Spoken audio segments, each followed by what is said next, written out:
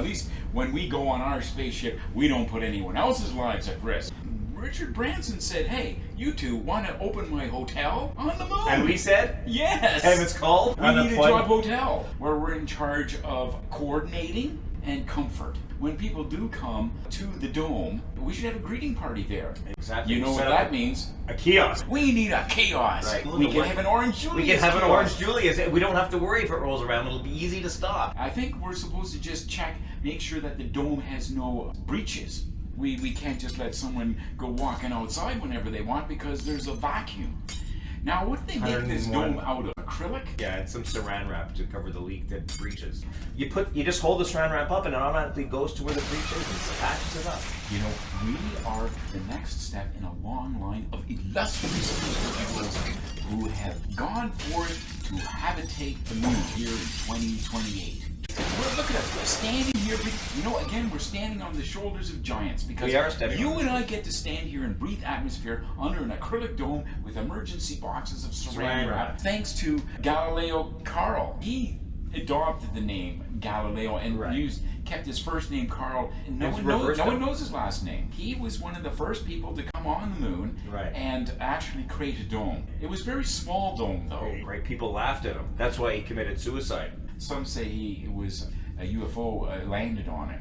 It was just the size of an igloo. But of course, I think it was probably the Ruskies because, you know, they've been going up there for years, not telling anyone. Because they're pissed off about that Canada-Russia hockey series. Yeah, the Canada-Russia hockey series. But poor old Carl, yeah, he hasn't been properly revered. We should erect something pole-like, and we could put a bust of him on top.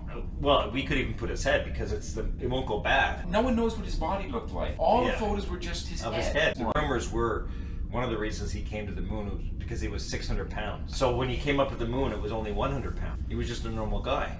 Oh yeah, that he was going to start a little cult of overweight people.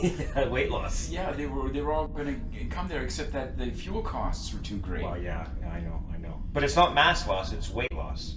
Like if you're very massive, it means you resist acceleration. Gustav Karl, he resisted acceleration. Oh yeah, wasn't that Galileo Carl's cousin, Gustav Karl? Gustav Karl, oh yeah, he claimed to be related to Galileo. And how about the confectionery vending machine invented by Sir Charles the Fabulous? Yeah, he was big on vending machines in Japan. And he was also huge, wasn't he? He was a sumo wrestler. But he played for the Canadians for a while. They put him in net. Oh, and then people would complain because he just had to stand there. He just sat there, and ate. This vending machine here is from one of his prototypes. That's right. He also wanted to come to the moon, and Saturn V is sure it's powerful, but it's got its limitations. That's what you get when you go on the cheap. They were using the old capsule from Apollo 11. Tried to fit into that one. Yeah, well, he couldn't get through that door. That's a case of building the barn before the horse. Because, you know, if you're going to build a barn, you got to get the horse first. Well, you don't want to build the barn around the horse, because then it can't get out if it's too big. Like if they built the capsule around... That was the problem. Everyone forgot his name too, and he got very irritated. He used to wear T-shirts with his name on it, and it became a big joke. When he'd take his T-shirts to the laundry, he'd get them back, and they'd wash out his name, just for a joke. When are they coming up, anyways? Shouldn't we get on the ball? There is a ship, in fact, coming. Oh, there is. It's quite a ways away. You want to get your binoculars out? Yeah, sure. They just left Earth's orbit. Oh, they just left Earth's orbit. So they'll be here in a couple days, I guess. Maybe we should sweep. You got one of those Dyson vacuum cleaners? They shipped a few up. Yeah, the Russians stole the copy of the tray. And Dyson's very pissed off. I know. But look at the size of this vacuum. I know. The Ruskies always make things big. Right. Well, plus didn't it suck? The diameter of the thing, you could fit a small car in there. Well, didn't it suck some of the air out too? I mean, you got to be careful with these Dysons. They're powerful. They'll just suck the air out of the. Yeah, and then then we'll crack the dome. It'll be another breach. Wow, we're supposed to use these breach detectors, you know, and we're supposed to scan the acrylic shield. Right. Well, I got this handheld breach detector. But I forgot the city spacesuits. This is like when we went camping and we didn't have a canoe. Oh. We had to swim everywhere with our packs on. At least the freeze-dried stuff was okay, because you're supposed to add water to it. Oh, yeah, sure. I added water to it and became 20 pounds heavier on my back. I thought I was going to make it across the lake with 20 pounds of pemmican. And then I was sitting on the bottom. I had to release the straps. That's an idea. Pemmican. Yeah. And if they ask for a hot dog, we'll give them pemmican. When someone's on the moon, they don't give a shit about what they're eating. Does that look like a crack to you on the dome? Yeah, it does. Little tiny pieces of paper are kind of congregating around it. Paper? Well, it's sucking the air out. Oh, that's how we detect if there's a hole. Oh, that's what Saran Wrap for, isn't it? Yeah, look, it's Saran Wrap. It's starting to come out. It's unreeling. We better get up Look there. at that. That's your passport. Maybe we should radio and tell them that there's a breach in the dome. Where's the goddamn radio? I forgot the radio.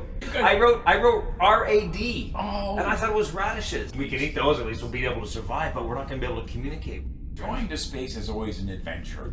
I think, mainly our job is just to make people feel welcome. Yes. I don't remember Richard Branson telling us anything about doing anything technical.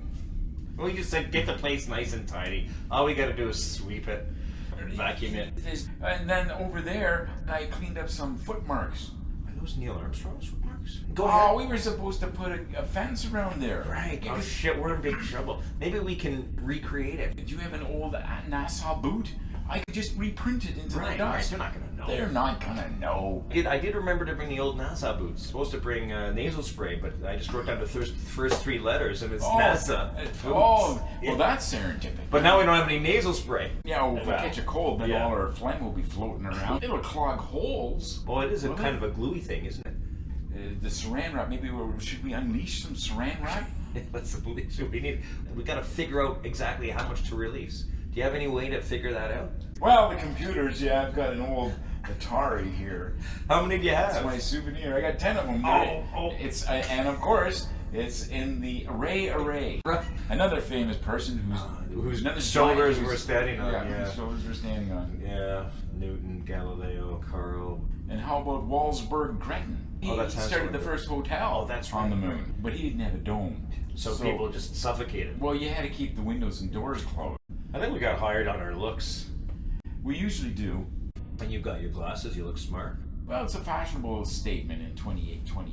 Yeah. I mean, I could have got my eyes corrected, but thanks to eye correction laser. Remember the first guy who invented eye laser? Oh, yeah, that was Bob, wasn't it?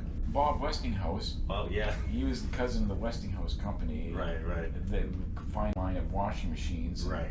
And stuff. But he started the whole laser business with eye correction. His first laser burned a hole in his patient's forehead.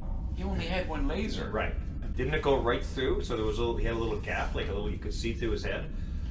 Yeah, fortunately it didn't hit anything important. The patient was justifiably angry. He kept getting head colds. Right. So he wasn't happy about that. No, but you could plug that up.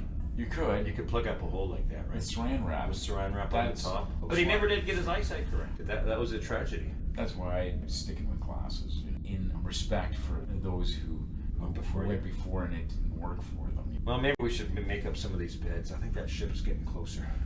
Those boxes over there, they're all full of AstroTurf. Who invented AstroTurf? Bob Astro.